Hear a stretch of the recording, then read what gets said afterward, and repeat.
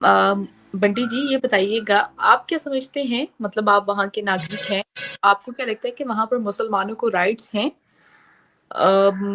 ये मतलब हमेशा हम सुनते हैं कि मतलब प्रोपेगेंडा चल रहा होता मतलब है कि आप मुसलमान कौन राइट, से राइट्स की बात कर रही है? आप किस टाइप के राइट्स की, कुछ राइट्स की, एग्जांपल? उनको हर चीज की आजादी है, काम करने की, इन ऑल दैट, क्या कहेंगे? हर चीज की आजादी है। जो एक मैं एक हिंदू हूँ, जो काम मैं कर सकता हूँ वो एक मुसलमान भी कर सकता है। जो कानून मुझे है वही कानूनी अधिकार उसको भी है। बस बम फोड़ने का अधिकार किसी को भी नहीं है, उसको फिर टाट देंगे। और आप यकीन मानेगा, क्योंकि आप मुसलमानों की बात कर रहे हैं, एक दो मुसलमानों को से तो मैं भी मिलवा चुका हूँ आपको।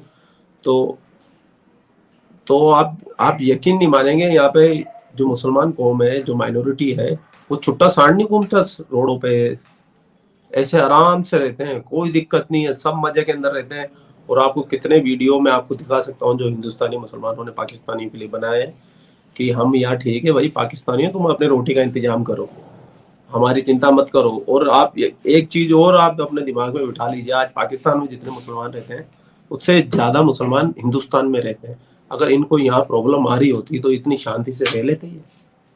नहीं, मुझे बताओ, ये रह लेते? इतनी बड़ी आवाम को दबा के रखा जा सकता है? 22-23 करोड़, 25 करोड़ आवाम को तुम, जो पाकिस्तान के अंदर 25-26% थे, उसको आज तुमने दबा दबा के 2% कर दिया। हमने तो, हमारे यहाँ तो मुसलमानों की पॉपुलेशन बढ़ रही है, घट नहीं रही है। तो सब ठीक है, सब बढ़िया, सब मस्त है, खाते पीते हैं, अपना अपना काम करते हैं। अच्छा, तो बंटी जी, मदरसा एजुकेशन भी तो होती है, मदरसे इंडिया में भी हैं। तो अ, असम की जो सीएम है, उन्होंने एक स्टेटमेंट पास की कि जितने भी मदरसा हैं असम में, मैं उनको खत्म कर दूंगा वहां पर।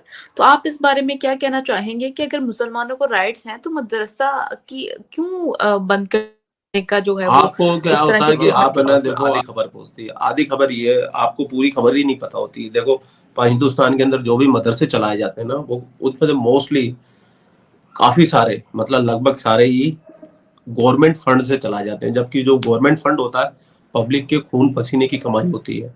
और मदरसों में क्या पढ़ाया जाता है, एक मतलब जो भी उनका दीनी शिक्षा है या मजहब जो भी होता है वो पढ़ाया जाता है। मजहब, वो मदरसा क्या पढ़ा हुआ बच्चा कभी डॉक्टर, इंजीनियर, साइंटिस्ट कभी कुछ नहीं बनता। वो ज्यादा ज्यादा मौलाना बन जाएगा, या फिर जो भी होता है उनकी दीनी तालीम के अंदर वो बन जाएगा। लेकिन कभी भी वो समाज को आगे आगे लेके जाए उस टाइप का कोई होता नहीं है। अगर वो सब शिक्षा तुम्हें पानी है तो अपने पैसे से करो, ये सरकार के पब्लिक के पैसे से क्यों करने की जरूरत है? इस चीज के तो मैं शुरू से खिलाफ हूँ।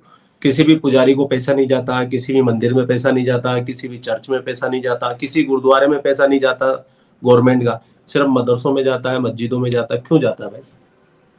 मुझे बताइए क्यों जाता है? अगर तुमको दीनी तालीम लेनी है तो अपने खर्चे से कीजिए।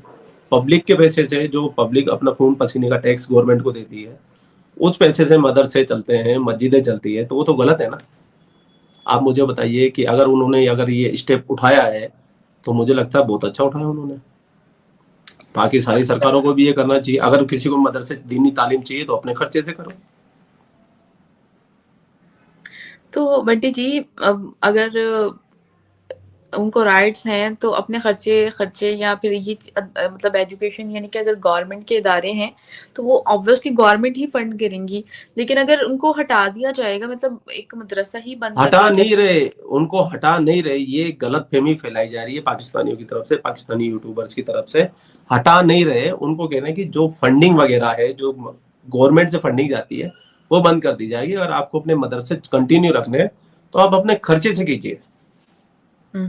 तो फिर उसके बाद क्या सिनेरियो होगा, आपको लगता उसके है बाद कि? का क्या सिनेरियो होगा? जो अपने खर्चे से चलाएगा, मदरसे चलाने में क्या खर्चा होता है, थोड़े बहुत फंडिंग वगैरह करके चला लेते हैं। और ऐसे भी आज भी हिंदुस्तान में ऐसे कई मदरसे हैं जो गवर्नमेंट से फंड नहीं लेते हैं।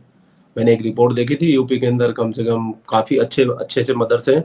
वो जो भी जो समाज के बड़े ठेकेदार लोग होते हैं, थोड़ा रुतबे वाले पैसे वाले लोग होते हैं, आपस में फंड करके, और वहाँ पे एजुकेशन भी बहुत बढ़िया है। मतलब जो फंडिंग होते हैं गवर्नमेंट से, उनसे कहीं ज्यादा प्राइवेट मदरसे जो है वो काफी ज्यादा अच्छे हैं। उनमें कंप्यूटर शिक्षा भी है और कंप्यूटर की नॉलेज भी है। और मैंने मतलब उनके बच्चों के वो इंटरव्यू भी सुने थे। काफी एडवांस मदरसे हैं वो, जो प्राइवेट है तो वो उस तरफ ले जाना चाह रहे हैं। अच्छा बंटी जी, ये बताइएगा, जो सिनेरियोज चल रहे हैं, हम देखते हैं कि वर्ल्ड में इंडिया को ओवरऑल बड़ी रिस्पेक्ट है। जैसे आपने टर्की को बड़ी सपोर्ट की, उसके बाद जो आपको बहुत रिस्पेक्ट मिली, फिर भी वो टर्की एक अलग साइड है कि देखो वो टर्की, कश्मीर देखो का। देखो एक हमदर्दी होती है, एक प्राकृतिक आपदा होती है, वो दोनों में फर्क होता है। एक तो वो देखो तुर्की का जो नेचर है, वो पाकिस्तान का दोस्त रहा है, हमेशा भारत के खिलाफ रहा है। वो अगर इंसानियत के नाते हमने वहां मदद की, उससे वो टर्की की जो फॉरेन पॉलिसी है वो बदल नहीं जाएगी। बस ये हो सकता है कि टर्की थोड़ा सा हमारे लिए नरम हो जाए, कि जहां हमारे लिए कड़े शब्द इस्तेमाल करता था वो थोड़ा सा सॉफ्ट हो जाए। लेकिन जो उसकी डिप्लोमेसी है वो उसी पे ही रहेगी, क्योंकि मुल्कों की डिप्लोमेसी बहुत जल्दी चेंज नहीं होती है और समय लगता है उनके अंदर। तो भारत, तो मैं इस चीज को गलत नहीं मानता हूँ। और हिंदुस्तान का तो नेचर ही रहा है कि कहीं भी एक प्राकृतिक आपदा हो, कोई भी तकलीफ में हो, हमेशा उनकी मदद की। हमने देखो अफगानिस्तान के अंदर हम वीट भेज रहे हैं ना, हमारे को यहाँ वहाँ पे हॉस्पिटल खोल रहे हैं, स्कूल खोल रहे हैं। और श्रीलंका में जब आर्थिक हालात खराब हुए थे तो सबसे पहले पैसा किसने दिया? बिना इंटरेस्ट का पैसा हमने। Very good.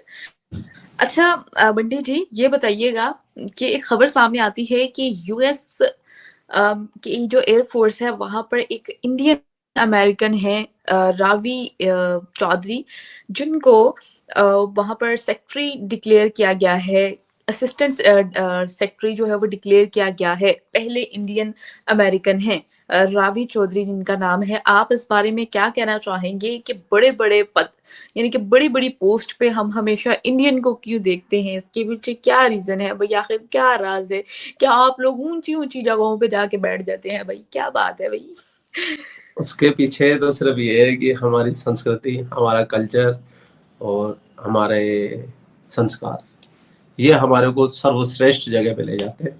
अगर आप सनातन धर्म के बारे में थोड़ा रिसर्च करें, और सनातन धर्म को जो दिल से फॉलो करते हैं, अपने मन से फॉलो, दिखाने वाला नहीं, दिखाने वाले बहुत सारे आडम्बरी भी है, लेकिन जो दिल से फॉलो करते हैं ना, तो वो हमेशा ऊंचाइयों पे ही रहे। और आप देख सकती हैं कि अगर ब्रिटेन का जो पीएम है, कौन है? एक भारतवंशी है। और वो अपने आप को प्राउड हिंदू कहता है कि मैं प्राउड हिंदू हूँ। और यूएस के अंदर और पूरी पूरी दुनिया के अंदर जो बड़ी बड़ी कंपनियां हैं, मल्टीनेशनल कंपनियां, उनके सीईओ कौन है? इंडिया पाकिस्तानी के। क्या बनते हैं विदेश में जाके? ड्राइवर बनते हैं, मजदूरी करते हैं। दोस्तों आप लोगों ने वीडियो देखी, आई होप दोस्तों वीडियो आप लोगों को पसंद आई होगी। बहुत ही अच्छी वीडियो थी। और दोस्तों बात करें वीडियो की, तो ये वीडियो थी पाकिस्तान की खूबसूरत यूट्यूबर रिवाहा इमरान की। आप सभी लोगों ने सोशल मीडिया पर किसी न किसी प्लेटफॉर्म पर उनके वीडियो देखे ही होंगे। बहुत ही अच्छा काम करते हैं, जियो पॉलिटिक्स को लेकर के वीडियो बनाती हैं, इंडिया पाकिस्तान के रिश्तों पर बात करते हैं, दोनों देशों के लोग एक दूसरे के बारे में क्या सोचते हैं दोस्तों, इसके बारे में काम करती हैं। और आज उनके साथ में भारत के जाने माने यूट्यूबर बंटी भाई उनके गेस्ट थे, और वो कश्मीर में विज़िट कर रहे थे बंटी भाई। और इसी दौरान उन्होंने कश्मीर का जो हाल है वो दिखाया, खूबसूरत नज़ारे दिखाए रिवाहा इमरान को, ताकि पाकिस्तानियों को पता चले, जो उनके दिमाग में कीड़ा भरा रहता है कि कश्मीर में तो हर वक्त कर्फ्यू लगा रहता है। और इसी के चलते उन्होंने वीडियो बना करके लाइव बात की, और बहुत ही अच्छी अच्छी खूबसूरत जगहें भी दिखाई, और बहुत ही प्यारी जगहें थी, बहुत ही प्यारा कश्मीर है। शायद ये देख करके रिवाहा जी की आंखें भी फटी रह गई। और जैसा कि वो बोल भी रही थी कि पाकिस्तान की मीडिया तो पाकिस्तान में यही बताती है कि कश्मीर में तो हर वक्त कर्फ्यू लगा रहता है, बट यहाँ तो बहुत ही ज़्यादा खुशहाली है और लोग बहुत ही अच्छे से रह रहे हैं, घूम रहे हैं, टहल रहे हैं, जैसा कि हम लोगों ने वीडियो में देखा भी। तो दोस्तों ये पाकिस्तान की जो मीडिया है वो क्या चीज़ें दिखाती है वो उनके ऊपर ही डिपेंड करता है। लोग भी वही देख करके खुश रहते हैं और अपने दिलों में नफ़रत की जो ज्वाला है वो जलाते रहते हैं, खासकर पाकिस्तानी, कि कश्मीर में तो कर्फ्यू लगा है। बट अगर ये वीडियो पाकिस्तानी देखेंगे तो उनको ज़रूर समझ में आएगा कि कश्मीर अब वो कश्मीर नहीं रहा, कश्मीर पूरी तरीके से बदल चुका है। और ये वीडियो कोई फेक वीडियो नहीं है, ओरिजिनल वीडियो है दोस्तों। अगर ये वीडियो ओरिजिनल वीडियो आपको देखना है तो आप रिवाहा इमरान के चैनल पर जा करके देख सकते हैं। और बहुत ही प्यारा कश्मीर था। और बात करें बंटी भाई की, तो क्या ही कहें यार, सबके फेवरेट हैं, हम सबके फेवरेट हैं। पाकिस्तानियों की लड़कियों के ही नहीं, हम सबके फेवरेट हैं बंटी भाई। और बहुत ही अच्छी तरीके